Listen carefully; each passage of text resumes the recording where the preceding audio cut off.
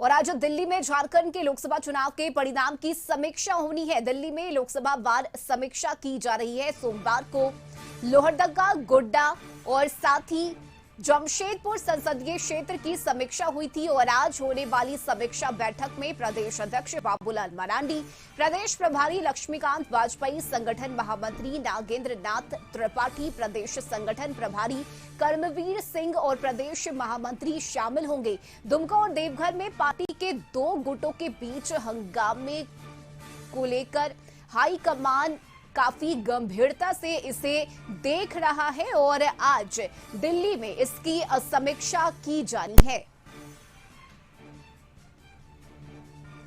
और ज्यादा जानकारी लिए सहयोगी संदीप हमारे साथ जुड़ गए हैं। संदीप, आज दिल्ली में समीक्षा होनी है, लोकसभा वार तरीके से ये समीक्षा बैठक की जा रही है। फिलहाल आज के बैठक को लेकर क्या जानकारी?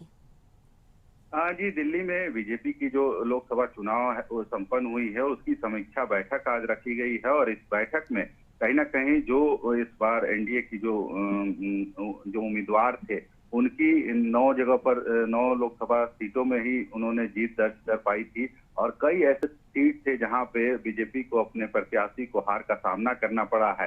तो कहीं ना कहीं इन सभी चीजों को लेकर समीक्षा बैठक आज दिल्ली में आयोजित की गई है, जिसमें प्रदेश अध्यक्ष बाबूलाल मरांडी और जो झारखंड प्रभारी है लक्ष्मीकांत वाजपेयी के अलावा कई बड़े नेता इस बैठक में शामिल होंगे। हालांकि जिस तरह से अब लोकसभा चुनाव के बाद जो आरोप प्रत्यारोप का दौर भी शुरू हो गया है, जहां बीजेपी की दुमका प्रत्याशी सीता सोरेन अपने पार्टी पर ही आरोप लगा रही है कि पार्टी के कई नेता उनको हराने में लगे हुए थे, उनकी हार नहीं हुई है और षड्यंत्र के तहत उनको हराया गया है, जिसमें पार्टी के कई नेताओं का भी उन्होंने नाम लिया है। और कहीं ना कहीं इन सभी चीजों को लेके पार्टी भी गंभीर है और समीक्षा बैठक में इन सारी मुद्दों को पर भी कर सकते हैं चर्चा होगी।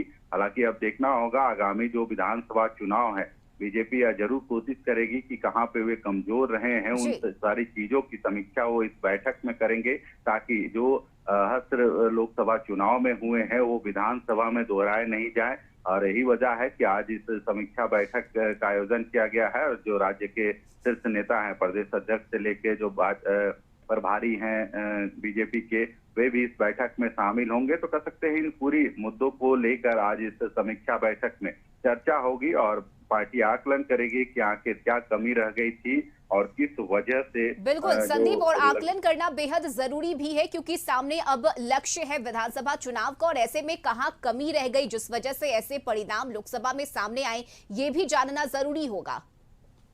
हाँ, सही कहा, क्योंकि जिस तरह से यदि झारखंड की बात करें तो आदिवासी मुद्दों को लेके या फिर कह सकते हैं आदिवासी चेहरों को लेके लगातार यहाँ पे राजनीति होती रही है। और लोकसभा चुनाव में 5 ऐसे आदिवासी बहुल लोकसभा क्षेत्र थे जहाँ पे बीजेपी को इस बार हार का सामना करना पड़े है।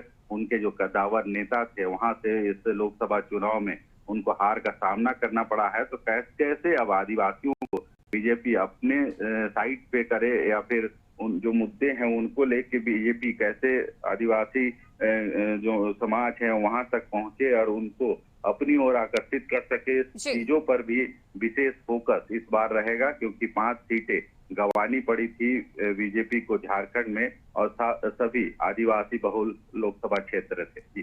चलिए, बहुत शुक्रिया संदीप आपका तमाम जानकारी के लिए।